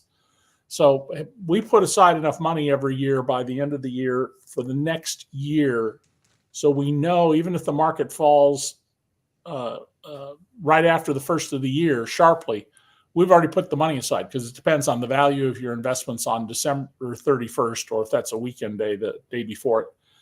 And that's the one piece to do. And if you got 3 years, you can go without selling stocks. Don't worry about this. Just sit there. And the long-term return for my Vanguard 500 is over 10%. Your money doubles every 7 years if it just sits there. No, that's such a great note. And it's funny, the other thing that impinge often on prosperity are things going on around the world. The Middle East is quite unstable at the moment, but it has been historically as well. So these are things that you can, I think, overreact to, but probably the best advice is the advice that you're giving us. People are saying there's an argument in the chat about it being a recession, but it really isn't a recession. There's no recession going on. Yeah. The interest rate, first of all, the inflation rate we have right now is below the average since World War II. In the late 70s and early 80s, we had an inflation rate in double digits. The peak was about 14%. We're talking about 3% inflation. I had mortgages on my homes from 1971, when I was 22 years old and bought my first house, until into this century. And my average mortgage rate was close to 7%, because and I got the best rates. Those were the normal rates at that time. So people have just been lulled into a misunderstanding of economics. The sort of natural rate of return, Adam Smith and others have argued, Adam Smith, of course, in the 18th century, is around 5%. And inflation affects people differently. If you're low income and you spend a lot more of your total budget on food and gas to get to work, you're being hurt more than somebody like me. And we need to take that into account, but we do not have high inflation, and a whole bunch of products have come down in price in the last few years. Eggs are lower than when Trump left office, for example. There were 2 spikes in the egg business, but they've come down. And you want lower prices, folks? Demand that your legislators do what the woman at the FTC is trying to do. Demand competition. We call it antitrust law. It really should be the laws requiring businesses to compete. No monopolies unless they're highly regulated, and generally they should be run by cooperatives or the local government, like electricity distribution. Lots of competition. That's what drives down prices. And by the way, at the same time it drives down prices, it creates more jobs. By the way, here on that, one of the things that I just lament is the sad way we've let these mergers and acquisitions run amok, and we, the consumer, and it's not just consumer, other businesses as well, but pay a huge price for it. Your business radio is one of the very best examples of this. For a long time, we had a rule that a single company could own 7 TV stations, 7 FM radio stations, and 7 AM stations. And then Congress got rid of this, led by the Republicans. A lot of Democrats voted for it, but it was a Republican initiative to do so. And now we have, a handful of owners who own hundreds of TV stations. Sinclair, Gray, Tigna, which was the old TV stations owned by Gannett. And we don't have the competition that we had. And it's just terrible for business, for advertisers, and for consumers. Competition is a good thing. Monopoly, bad thing. It's that simple. You want to make it simple? Monopoly, bad. Oligopoly, bad. Competition, good. Pick up any one of David's books and you'll find a bunch of interesting stuff in there. The Big Cheat really is it's a delicious read just to see what we all know, which is the way in which Donald Trump and his cronies ripped off so much of us as taxpayers during the last administration.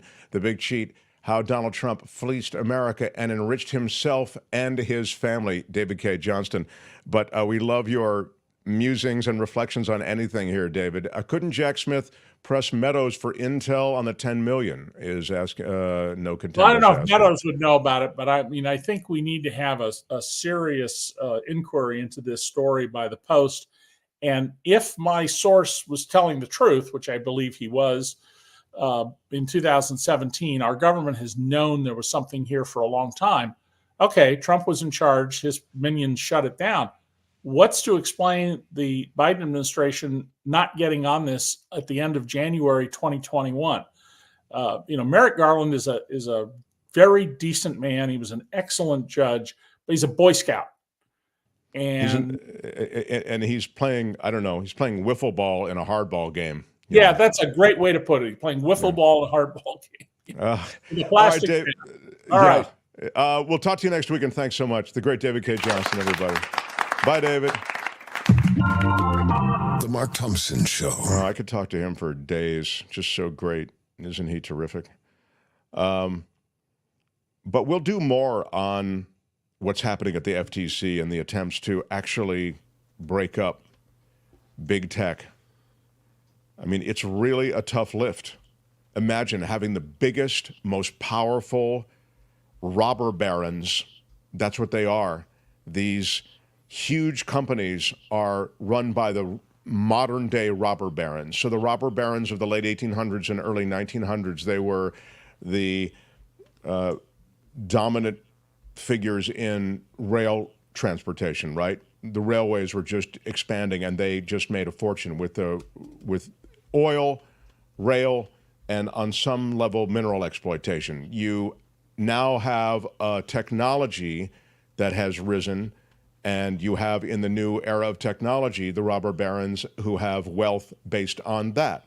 The technology is of great value. We don't dispute its value, but these robber barons of today, they are very difficult to take on. How do you take on the Googles and the Metas of the world? Well, you do it as an FTC commissioner, but she has tremendous opposition by those very forces that I've described, those super wealthy, powerful forces, and they're powerful politically because of their money.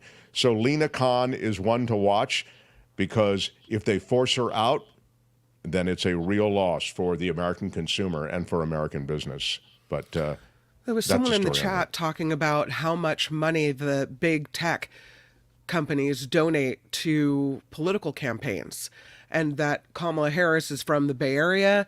Will the fact that the possibility that some of the money coming into her campaign may be from the Googles, the Metas, the big tech companies of the world, mean that any political candidate who has this type of contribution would then squash those investigations? Yeah, that's the idea, that you pay a lot of money to get investigations like this squashed. Mm-hmm. Exactly. And that's the problem with money in politics right there. Yeah. It's precisely the narrative that you just described.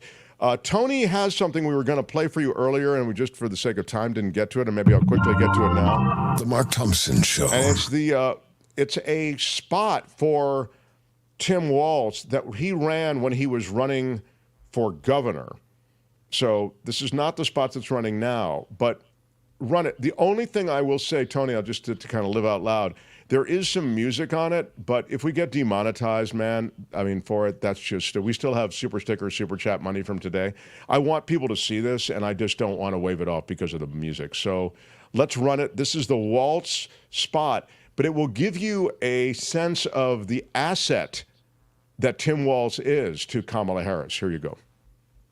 Everyday person comes along. Sometimes an everyday person comes along and helps put the impossible within our reach. The coach who could see a championship 3 years before the big game. The teacher who inspires generations one by one. The soldier who served for 2 decades but ready when they attacked. Everyday heroes. Right here in Minnesota, Tim Walz is one of those everyday people. Coach to the state champs. Teacher of the year. Command Sergeant Major. Retiring 4 years late after a tour supporting the war in Afghanistan. I'm not a politician, and I never plan to run for office.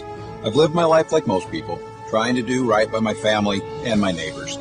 But the same bad news night after night means we can't just sit on the sidelines. Our troops deserve a plan to win the peace. We can find solutions for healthcare and education.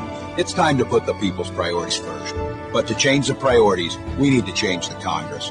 I'm Tim Walz, and I approve this message. I mean, that's pretty great.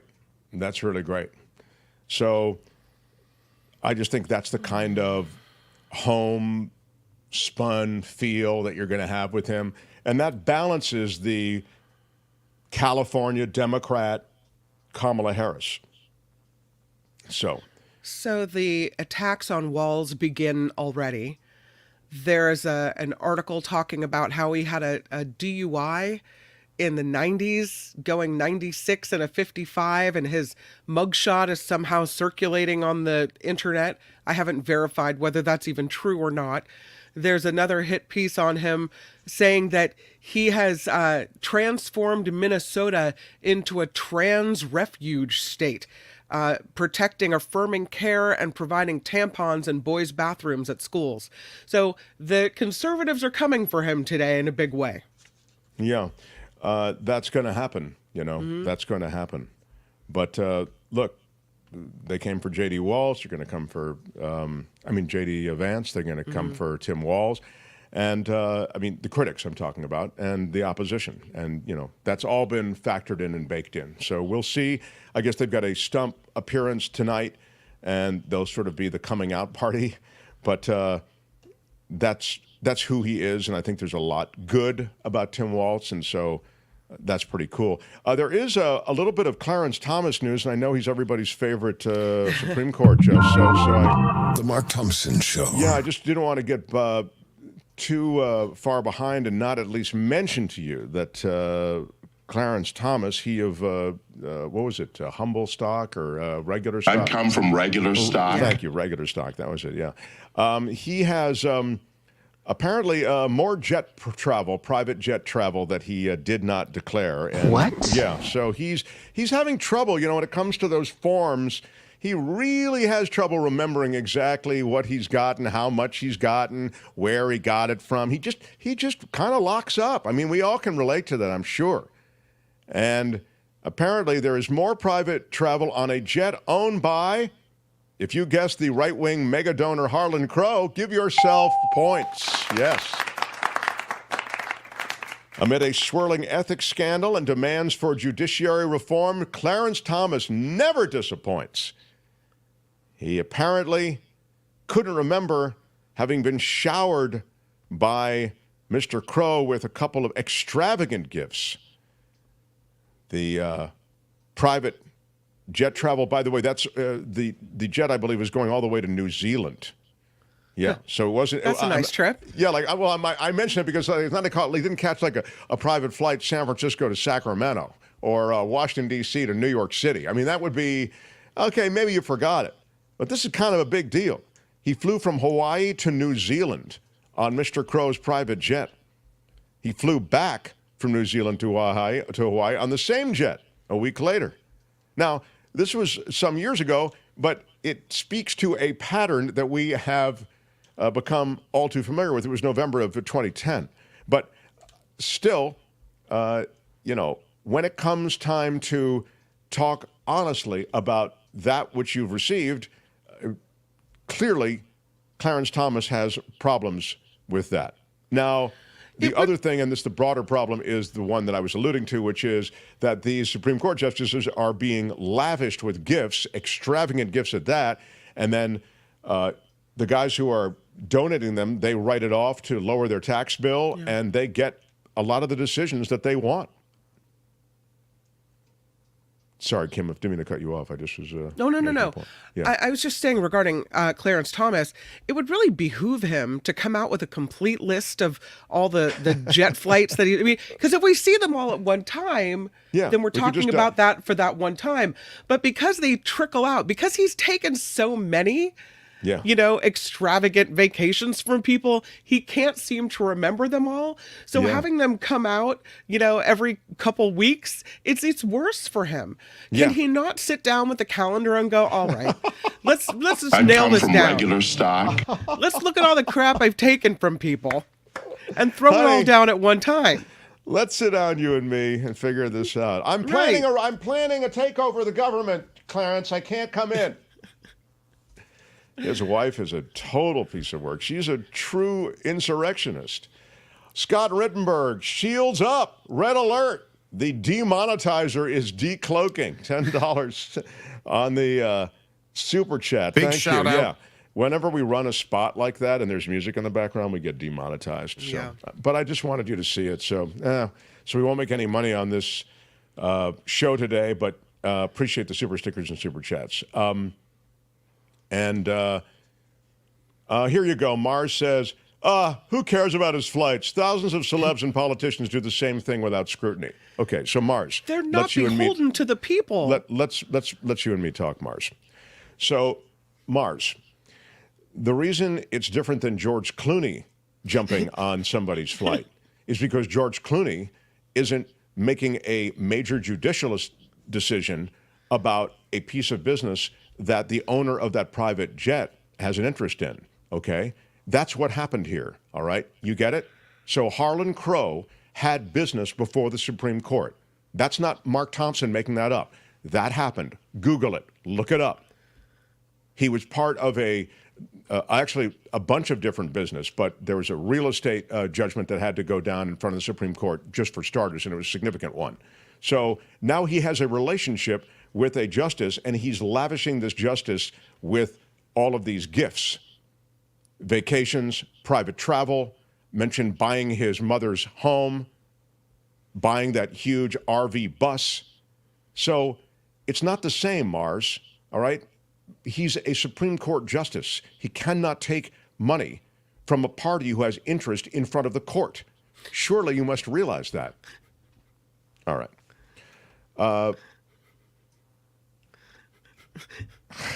Mars, who is a smartass. Oh, I missed the part about the conflict of interest while cleaning my kitty litter. My bad. That's kind of good-natured trolling. I don't really mind it.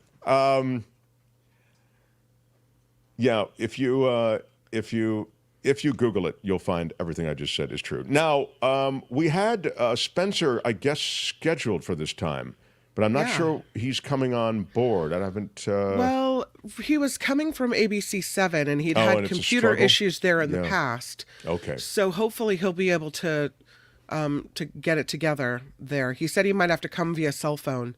So cell phone's fine. Yeah, that's really cool. I'll send him the link again just in case. Okay. So would you mind, because I did cut it short after the mask ban in Nassau County. That was the first part of Law and Disorder, the Google illegal monopoly. That's a huge, huge thing. And I wanted to get to that in Law and Disorder, but I cut the rest of it short so I could get to David Cay Johnston. Do you mind if I round it off right now? No, let's do it. All right. Tony, this is Law and Disorder.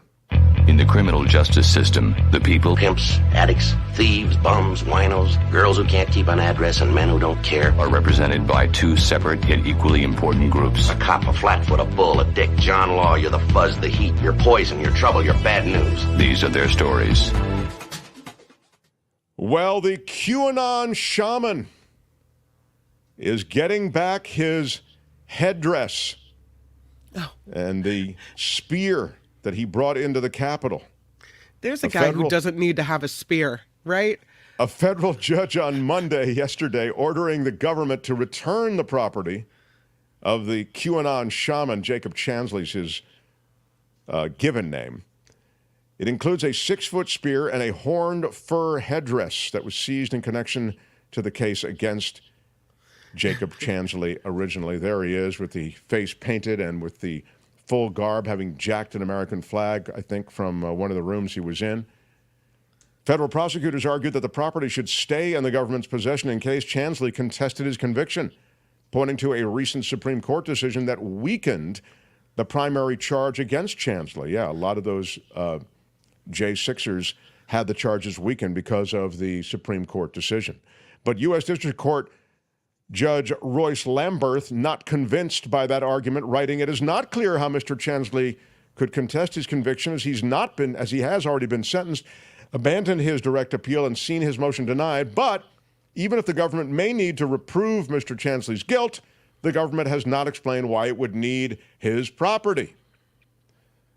So the decision goes on to say there's a lot of video and photo evidence of Chansley's conduct, so you don't need to hang on to the spear, and give the guy back his fur hat. That was the decision from the judge.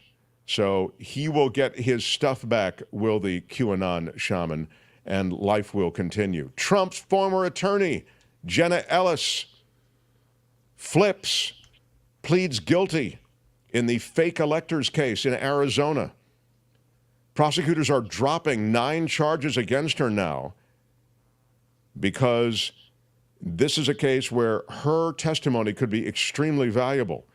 This is a case where 18 Republicans have been charged in a scheme to try to snatch away the state's 11 electoral votes and award them to Donald Trump in the 2020 election. She, Jenna Ellis, was a prominent Trump campaign attorney and famously accompanied former Trump lawyer Rudy Giuliani as he made claims of election fraud in a series of states that Trump was contesting. She will cooperate now with Arizona prosecutors in exchange for charges being dropped against her in a fake electors case, and that testimony she's agreed to should be complete and truthful and will provide documents and evidence as needed, they say. Neil Gorsuch, the Supreme Court justice usually tight-lipped, all of a sudden he's chirpy. He's out there chirpy, chirpy, chirpy. He went to Fox News and said that Americans should be careful regulating the judiciary. He's angry that so many Americans want that Supreme Court and judiciary to have those ethical guidelines that they actually are forced to adhere to. Rules? We don't need rules. Yeah, he's saying, no, guys, settle down. Be careful, Americans, he says. I mean, if I want to fly on a jet to New Zealand, I don't want anyone telling me I can't do it. Yeah. I have one thought to add, he said, when talking about government oversight and keeping the entire judicial system honest. I have one thought. It is the independent judiciary. What does it mean to you as an American? It means that when you're unpopular, you can get a fair hearing under the law and under the Constitution, Gorsuch said. He went on, if you're in the majority, you don't need judges and juries to hear you and protect your rights. You're popular. It's there for the moments when the spotlight's on you, when the government's coming after you. And don't you want a ferociously independent judge and a jury of your peers to make those decisions? Isn't that your right as an American? And so I say, be careful. That's his quote. Conversely, it could also mean we can take bribes whenever we want. Right. I mean, that's exactly the point. You can have an independent judiciary. That doesn't mean that you're independent to stuff money into your pockets and to take lavish gifts and then really do the bidding of those that have purchased you those lavish gifts. Is this the interview, Tony? You want to play a little bit helpful. of it? I have one thought to add. It is that the independent judiciary means, what does it mean to you as an American? It means that when you're unpopular, you can get a fair hearing under the law and under the Constitution. If you're in the majority, you don't need judges and juries to hear you and protect your rights. You're popular. It's there for the moments when the spotlight's on you, when the government's coming after you. And don't you want a ferociously independent judge and a jury of your peers to make those decisions? Isn't that your right as an American? And so I just say, be careful. Well, that's what I said, but he says it in the way that he does. And he failed. He failed to make sure that it's ferociously independent.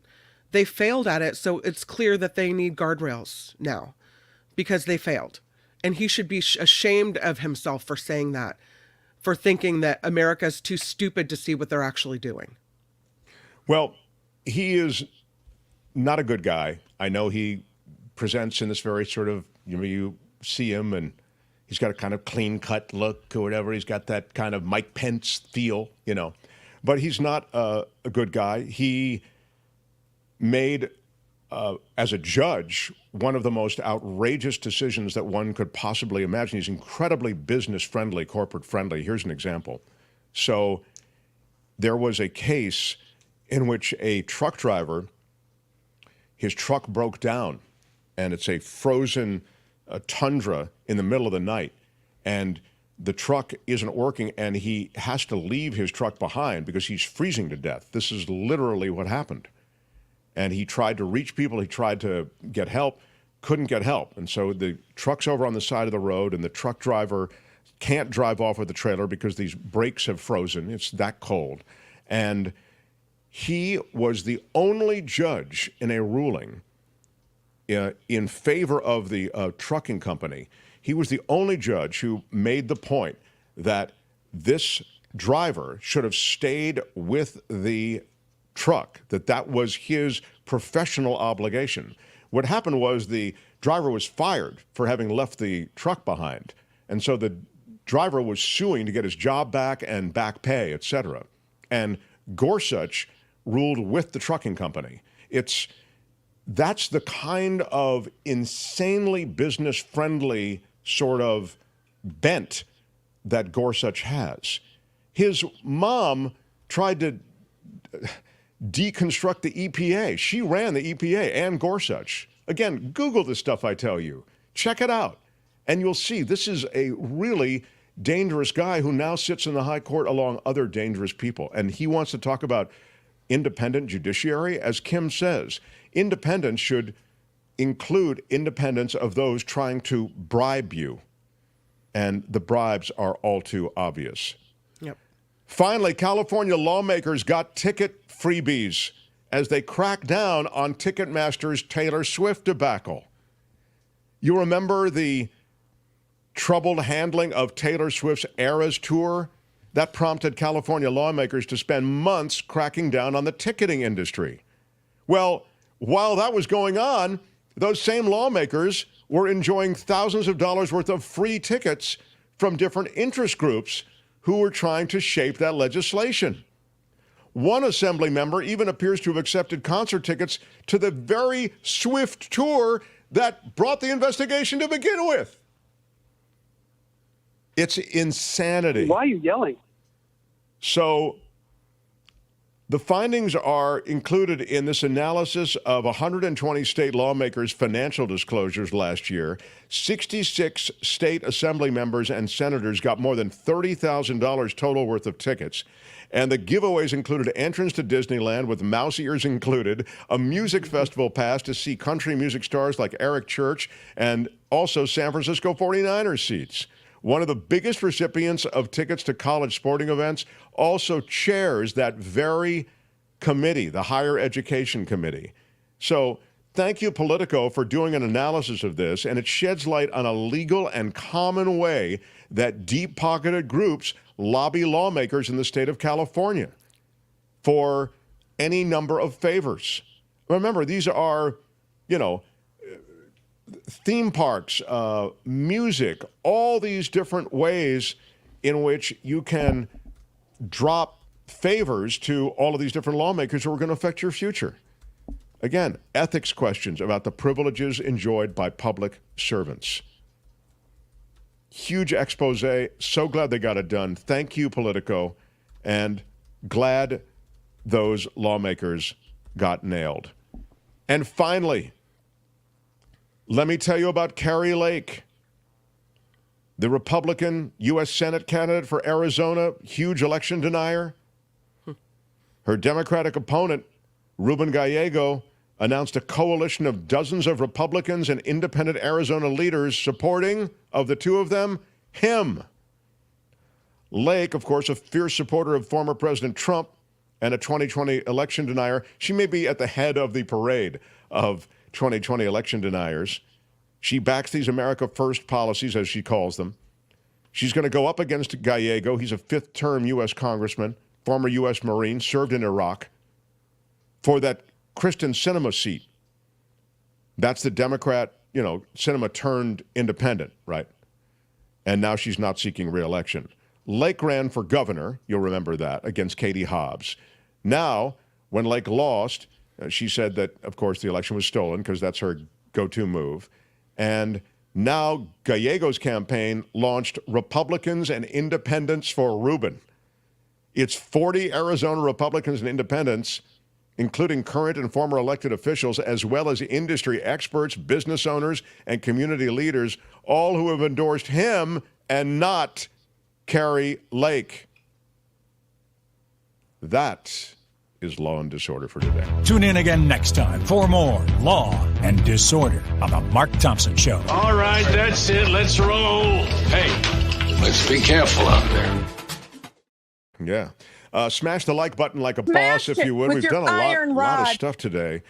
The thumbs up helps us. And if you are new, subscribe to this channel, and we'll show up in your feed if you subscribe. You'll show up occasionally. We promise we won't be obnoxious about it. And you can hit the notification bell, and if we drop a video of import, you'll at least see that it's been dropped.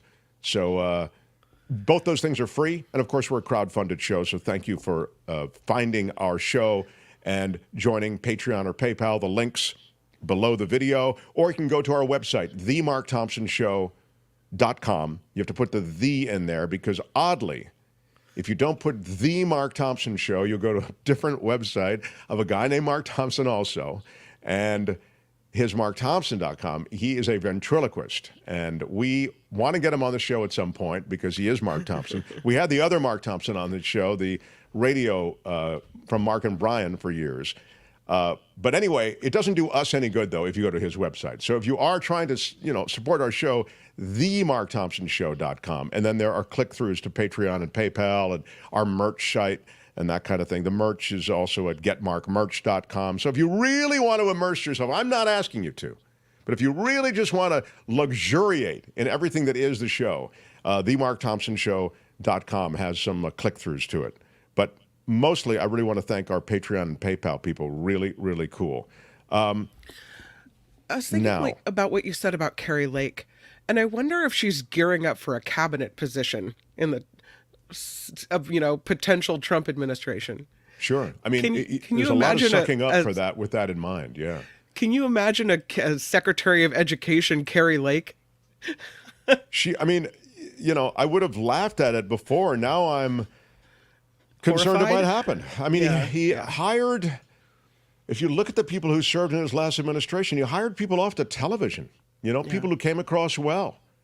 Like Stephen Moore is kind of a hack economist. Larry Kudlow, who also you could argue is hacky. I mean, Kudlow was the guy who went out there and said COVID's going to go away by April. That was the party line. And again, I don't know that Kudlow believed it, but he knew that was his job to go sell that. Yeah.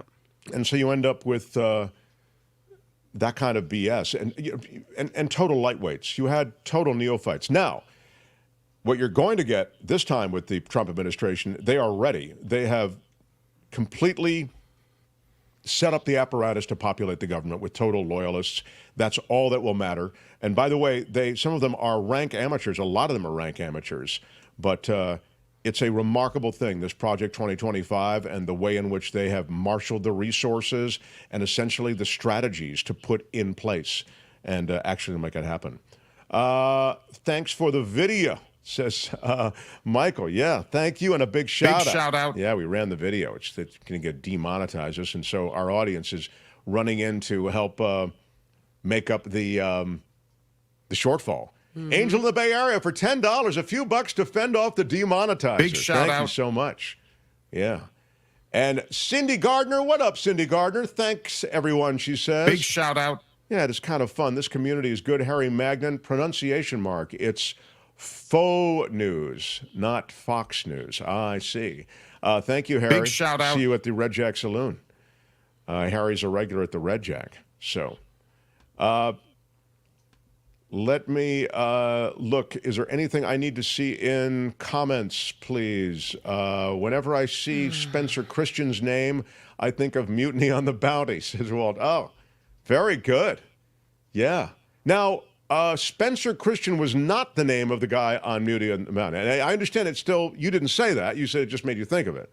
But you know the name of the guy who, his last name was Christian. That's right. On Mutiny on the Bounty. He's a real guy, existed in history. Anybody know his first name? What was the first name of the guy in Mutiny on the Bounty? He was the guy who actually did He did take all the guys and get a mutiny going against the captain. Rocket Rocketeer, look at you. Fletcher is right. It's Fletcher Christian. D. Barker said Fletcher. Very well done. Fletcher Christian, exactly. There he is. Oh, look at that. You know, the interesting thing about Mutiny on the Bounty, there are a bunch of things. It's fascinating. But they believe that some of Fletcher Christian's ancestors are still inhabiting some of those islands around where he set up shop. I mean, that's there. You can still find relatives that trace back to that incident. I think of the sweet drop that was ripped from Mark's grasp. When you think of Spencer Christian, that's funny. Oh, is that that's the map of where the boat went? Must be, right? Yes. Oh, that's very, very well done. I can't really see what it. Here, let me look. Oh, yeah, that's right. Pitcairn, exactly. Right, that's where they believe Fletcher Christian's relatives are. But, and by the way, Jenny T, big shout out to you. Big shout out. Thank you, Jenny. A $10 super chat. You rock, Jenny. You rock. Big shout out. Jenny has good hair. Jenny's got good everything. Yeah. I'm loving it. Yeah. Thank you. I think you can watch that. This is the last thing on descendants. What did I say? Relatives? Uncle Jim says, you mean descendants. Yeah, Okay. descendants of, what did I say? Relatives of, yeah, I'm sorry. Not the right word. Yeah. The descendants of Fletcher Christian still there in that area.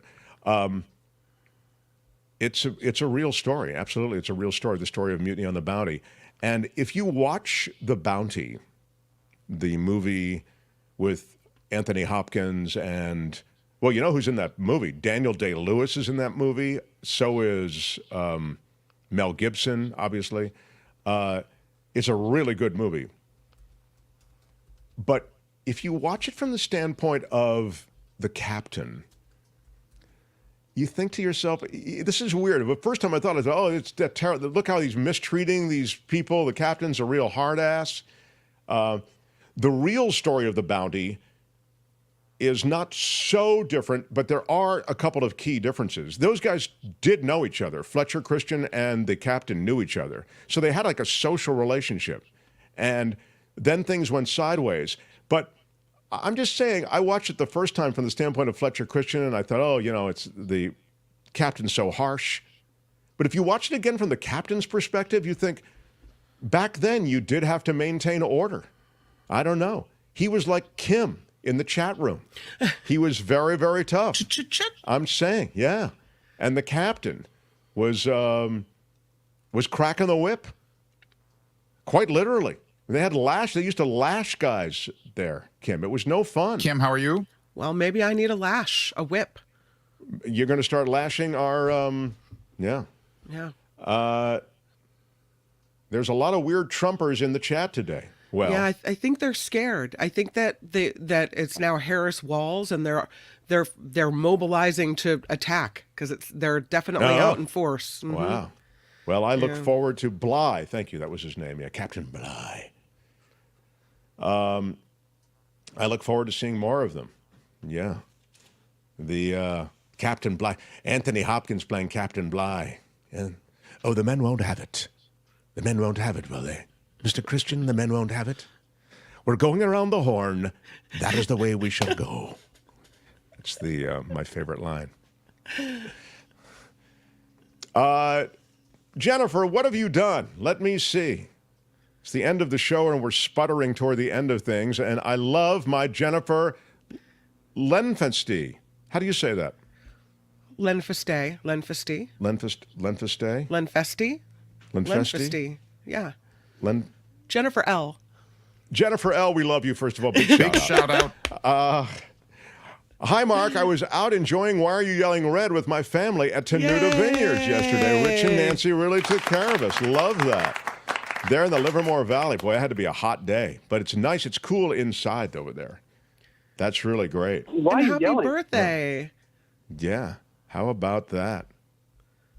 We love a good birthday on the Mark Thompson Show. Happy birthday, Jen. Was it a birthday or not? She just said out. I was out enjoying yesterday. Oh, sorry. It Why are your you birthday. yelling red? Yeah. Happy Wine Day. Woo! Happy Wine Day. Hey, all right. Yeah. Smash it. Smashed it with your iron rod. I'm looking to see if there's anything else. Trump is the king of the con men. Fraud to the end. Campaign is now lit. Jules T. I don't hear lit enough anymore. I like that, lit.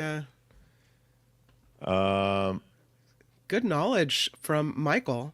The scene when the ship arrives in Tahiti to be rapturously greeted by the natives was filmed in the same spot where the real Bounty dropped anchor in 1788. Wow, Michael Berry, serving up some big knowledge. Look at that. I love it. How about you, Michael Berry? Wow. We're going around the horn. That is the way we shall go. That's my favorite video you sent from the cruise ship. I know. Whenever we're on the water, Courtney and I are on the water, I always I do it over and over and over. We're going around the horn. That is the best way. That is the simple way. The men won't have it. Oh, they won't. The men won't have it. Is that right, Mr. Christian? I just started to learn things about Walz, and the more I hear, the more I like him, says Eric Kennedy. Well, if Eric Kennedy likes him, it's enough for me. Just got here. I love the Tim Walz pick. Really exciting to have a true progressive in the Midwest, Rev P. Yeah, I have one last thing to say about this. How can anybody support this Democrat dumpster fire? Exactly, Goat Hammer. My God, troll. That's what I'm getting around to. One thing to say about this whole thing about progressives. To me, it's a sad comment on where we are that free school lunches and codifying Roe v. Wade is considered like wildly progressive. Seriously, dude? It was the law. Roe v. Wade was the law until the Supreme Court overruled it. Now you're calling it a wild progressive idea? So you think free school lunches are a wild progressive idea?